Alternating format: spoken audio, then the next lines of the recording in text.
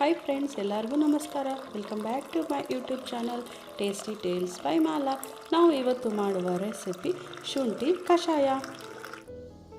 ನೋಡಿ, ಶುಂಠಿ ಕಷಾಯ ಮಾಡೋದಕ್ಕೆ ಶುಂಠಿ ಒಂದು ಸ್ವಲ್ಪ ತೊಗೊಂಡು ಚಿಕ್ಕ ಚಿಕ್ಕದಾಗಿ ಕಟ್ ಮಾಡಿ ಇಟ್ಕೊಂಡಿದ್ದೀನಿ.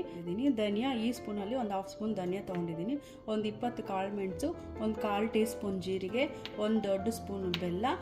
ಇದು ಬೆಲ್ಲನ ಪೌಡ್ರ್ ಮಾಡಿ ಇಟ್ಕೊಂಡಿದ್ದೀನಿ. ಸೊ ಒಂದು 5-6 ತುಳಸಿ ಎಲೆ. ಇವಾಗ ಇದನ್ನೆಲ್ಲ ಹಾಕ್ಕೊಂಡು ನಾವು ಶುಂಠಿ ಕಷಾಯನ ಹೇಗೆ ಮಾಡೋದು ಅಂತ ನೋಡೋಣ ಬನ್ನಿ. ಇವಾಗ ಸ್ಟವ್ ಆನ್ ಮಾಡಿಕೊಂಡು ಕಷಾಯನ ಪ್ರಿಪೇರ್ ಮಾಡ್ಕೊಳ್ಳೋಣ. ಕಷಾಯ ನಾನು ಇಬ್ಬರಿಗೋಸ್ಕರ ಮಾಡ್ತಾಯಿದ್ದೀನಿ. ಅದಕ್ಕೆ ನಾನು ಈ ಗ್ಲಾಸಲ್ಲಿ ನೋಡಿ, ಈ ಗ್ಲಾಸಲ್ಲಿ 1 ಗ್ಲಾಸ್ ನೀರು ಹಾಕ್ಕೊಳ್ತಾ ಇದ್ದೀನಿ. 1 ಗ್ಲಾಸ್ ವಾಟರ್ ನೀರನ್ನ ಸೇರಿಸ್ತಾ ಇದ್ದೀನಿ. ನೋಡಿ, 1 ಗ್ಲಾಸ್ ನೀರು ಹಾಕ್ಕೊಂಡಿದ್ದೀನಿ ಅಲ್ವಾ, ಈ ಗ್ಲಾಸಲ್ಲಿ ಅದೇ ಗ್ಲಾಸು ಹಾಲು ಹಾಕ್ಕೊಳ್ಳಿ. ಇವಾಗ ಇನ್ನೊಂದು ಅರ್ಧ ಗ್ಲಾಸು ನೀರು ಹಾಕ್ಕೊಳ್ಳಿ, ಇನ್ನೊಂದು ಹಾಫ್ ಗ್ಲಾಸ್ ನೀರು. ಹಾಲು ಬಿಸಿ ಆಗ್ತದೆ. ಇವಾಗ ನಾವು ಅರಿಶಿನ ಹಾಕ್ಕೊಳ್ಳೋಣ, ಒಂದು 1/4 ಟೀ ಸ್ಪೂನ್ ಅರಿಶಿನ. ನೋಡಿ, ಈಗ ನಾವು ಇಟ್ಕೊಂಡಿದ್ವಲ್ಲ ಈ ಎಲ್ಲ ಇಂಗ್ರೀಡಿಯೆಂಟ್ಸು ಒಂದೊಂದಾಗೆ ಸೇರಿಸ್ಕೊಳ್ಳೋಣ. ಮೆಣಸು, ಧನಿಯಾ,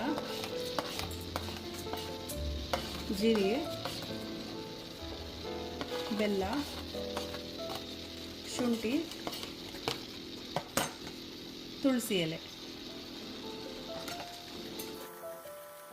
ನೋಡಿ, ಇದು ಸ್ವಲ್ಪ ಒಂದು 5 ಮಿನಿಟ್ಸ್ ಚೆನ್ನಾಗಿ ಬಾಯ್ಲ್ ಆಗಬೇಕು.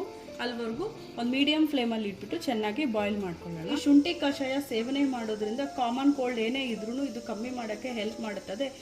ಇದರಿಂದ ಒಳ್ಳೆ ಡೈಜೆಷನ್ ಸಿಸ್ಟಮನ್ನು ಇಂಪ್ರೂವ್ ಮಾಡುತ್ತದೆ. ನಮಗೆ ಬ್ಲಡ್ ಸರ್ಕ್ಯುಲೇಷನ್ ಮಾಡೋಕ್ಕೆ ಕೂಡ ಇದು ತುಂಬ ಹೆಲ್ಪ್ ಮಾಡುತ್ತದೆ. ನಾವು ಇಮ್ಯುನಿಟಿ ಬೂಸ್ಟ್ ಮಾಡ್ಕೋಬೋದು. ಇದರಿಂದ ನಮಗೆ ಕಾಮನ್ ಕೋಲ್ಡು, ಫ್ಲೂ ಏನಾದರೂ ಬಂದ್ರೂ ಕಮ್ಮಿ ಮಾಡ್ಕೋಬೋದು. ರೆಸ್ಪಿರೇಟರಿ ಪ್ರಾಬ್ಲಮ್ಸ್ ಏನಾದರೂ ಇದ್ದರೂ ಇದರಿಂದ ಸ್ವಲ್ಪ ಕಮ್ಮಿ ಆಗುತ್ತದೆ. ವೆಯ್ಟ್ ಲಾಸ್ ಮಾಡೋರ್ಗಂತೂ ಇದು ತುಂಬ ಒಳ್ಳೆಯದು. ಇದು ನಮಗೆ ಡಿಟಾಕ್ಸ್ ಡ್ರಿಂಕಾಗಿ ಕೂಡ ಹೆಲ್ಪ್ ಮಾಡುತ್ತದೆ. ಯಾವಾಗಾದರೂ ಕೋಲ್ಡ್ ಆಗಿದೆ ಅಂದಾಗ, ಮೂಗು ಕಟ್ಟಿದೆ ಅಂದಾಗ, ಉಸಿರಾಡೋವಾಗ ಸ್ವಲ್ಪ ತೊಂದರೆ ಆಗ್ತಿದೆ ಅಂದಾಗ ಇದನ್ನು ತಗೊಂಡ್ರೆ ನಮ್ಮ ಇಮ್ಯುನಿಟಿ ಕೂಡ ತುಂಬ ಚೆನ್ನಾಗಿರುತ್ತದೆ. ಕೋಲ್ಡು ಕಾಫ್ ರಿಲೀಫ್ ಆಗೋದಕ್ಕೆ ತುಂಬ ಹೆಲ್ಪ್ ಮಾಡುತ್ತದೆ. ಹಾಗಂತ ಡೈಲಿ ತೊಗೊಂಡ್ರೆ ಇದು ತುಂಬ ಹೀಟು, ಸೊ ಡೈಲಿ ತೊಗೊಳ್ಬೇಡಿ. ಒಂದು ವಾರಕ್ಕೆ ಒಂದು 2-3 ಸರಿ ತೊಗೊಳ್ಳಿ. ಇದು ಚಿಕ್ಕ ಮಕ್ಕಳಿಂದ ದೊಡ್ಡವ್ರವ್ರಿಗೂ ಎಲ್ಲರೂ ಕುಡಿಬೋದು. ಇದು ಸ್ವೀಟಾಗಿರುತ್ತದೆ, ಸೊ ಮಕ್ಕಳು ಕೂಡ ಈಸಿಯಾಗಿ ಕುಡಿಬೋದು. ಈಗ ಮುಗೀತು, ಸ್ಟವ್ ಆಫ್ ಮಾಡಿಬಿಟ್ಟು ಗ್ಲಾಸಿಗೆ ತೊಗೊಳ್ಳೋಣ. ನಿಮಗೇನಾದರೂ ಈ ರೆಸಿಪಿ ಇಷ್ಟ ಆಯಿತು ಅಂದರೆ ಲೈಕ್ ಮಾಡಿ, ಶೇರ್ ಮಾಡಿ, ಕಮೆಂಟ್ ಮಾಡಿ, ಸಬ್ಸ್ಕ್ರೈಬ್ ಮಾಡೋದು ಮಾತ್ರ ಮರಿಬೇಡಿ. For watching.